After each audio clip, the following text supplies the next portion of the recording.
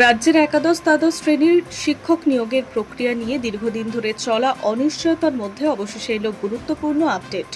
OBC সংরক্ষণ সংক্রান্ত জটিলতার কারণে মাঝপথে থমকে যাওয়া নিয়োগ প্রক্রিয়াকে ফের গতিশীল করতে উদ্যোগী হয়েছে পশ্চিমবঙ্গ স্কুল সার্ভিস কমিশন। সেই লক্ষ্যেই 20 আগস্ট থেকে চাকরি প্রার্থীদের জন্য চালু করা হচ্ছে বিশেষ এডিট অপশন। কমিশন সূত্রে জানা গিয়েছে 20 আগস্ট থেকে 25 আগস্ট পর্যন্ত এই সুবিধা পাওয়া যাবে। এসএসসির বিজ্ঞপ্তি অনুযায়ী এই নির্দিষ্ট সময়ের মধ্যে প্রার্থীরা তাদের আবেদনপত্রে উল্লেখ করা ওবিসি সাব ক্যাটাগরি অথবা অসংরক্ষিত ক্যাটাগরি সংক্রান্ত তথ্য সংশোধন করতে পারবেন। দীর্ঘদিন ধরে সংরক্ষণ নীতি নিয়ে আইনি জটিলতার কারণে নিয়োগ প্রক্রিয়া আটকে ছিল। সেই পরিস্থিতিতে প্রার্থীদের সঠিক তথ্য নথিভুক্ত করার সুযোগ দিতেই এই পদক্ষেপ নেওয়া হয়েছে। কমিশন জানিয়েছে তাদের কাউন্সেলিং ইতিমধ্যেই সম্পন্ন করা হয়েছে অথবা বর্তমানে কাউন্সেলিংয়ের প্রক্রিয়া রয়েছে। তারা এই এডিট অপশন ব্যবহার করতে পারবেন।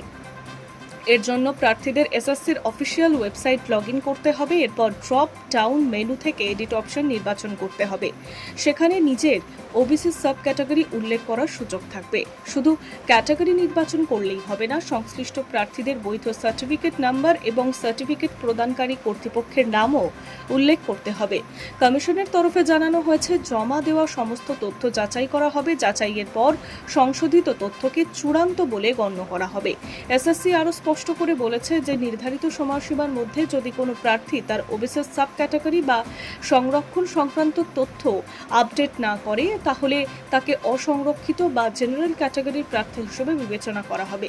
একবার সময়সীমা পেরিয়ে গেলে এই বিষয়ে কোনো আবেদন, সংশোধন বা অভিযোগ গ্রহণ করা হবে না। এমনকি এডিট অপশনেরও সময়সীমা আর বাড়ানো হবে না বলে কমিশনের তরফ থেকে জানানো হয়েছে।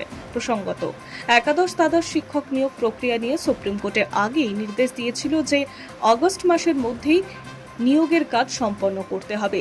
সেই নির্দেশ মেনেই কাউন্সেলিং এবং নথি যাচাইয়ের কাজ শুরু হয়েছিল। তবে ওবিসি সংরক্ষণ নিয়ে আইনি জটিলতা তৈরি হওয়ায় সেই প্রক্রিয়া মাঝপথে থমকে যায়।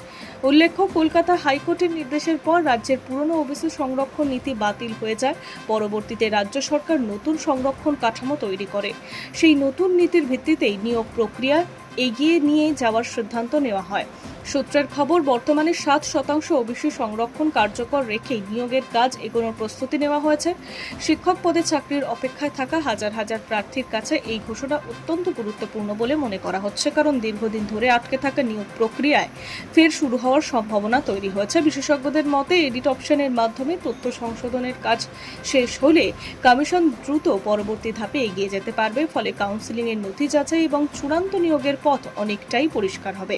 এখন নজর আগস্ট মাসের 25 তারিখের মধ্যে কি হতে চলেছে সেই দিকে। নির্ধারিত সময়ের মধ্যে প্রার্থীরা তথ্য সংশোধন করলে বহু প্রতীক্ষিত একাদশ দ্বাদশ শিক্ষক নিয়োগের প্রক্রিয়া নতুন গতি পেতে পারে বলেই মনে করছে বিশেষজ্ঞ মহল। Hi news network.